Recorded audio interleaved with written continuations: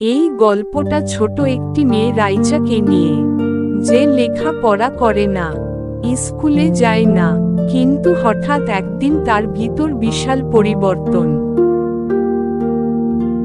রাইচা, তুমি স্কুলে যাবে না কেন? না মা, আমার স্কুলে যেতে ভালো লাগে না, আমার খেলতে ভালো লাগে, ঘুমোতে ভালো লাগে। তোমার বাবাকে বলবো তুমি পড়ো না, তাহলে তোমার আর কিছু কিনে দেবে না, কোথায় ঘুরতে নিয়ে যাবে না, বুঝলে তুমি? না দিলে আমি ও বাবার সাথে কথা বলবো না। এক রাতে রাইচা ঘুমের মাঝে স্বপ্ন দেখে।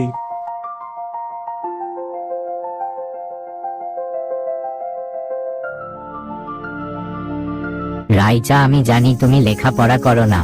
যারা লেখাপড়া করে না তারা কোনো সময় ভালো মানুষ হতে পারে না। একজন ভালো মানুষ হতে হলে তুমি লেখাপড়া করতে হবে। রাইচা, যদি তুমি লেখাপড়া করো তাহলে বড় হয়ে ডাক্তার হতে পারবে, ইঞ্জিনিয়ার হতে পারবে, সবাই তোমাকে সম্মান করবে।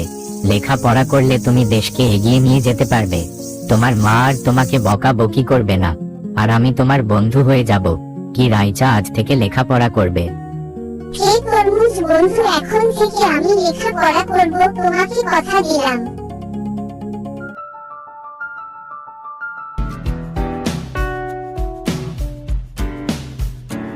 তারপর থেকে রাইচা মন দিয়ে লেখাপড়া করে, নিয়মিত স্কুলে যায়। রাইচার এখন স্বপ্ন যে লেখাপড়া করে অনেক বড় মানুষ হবে।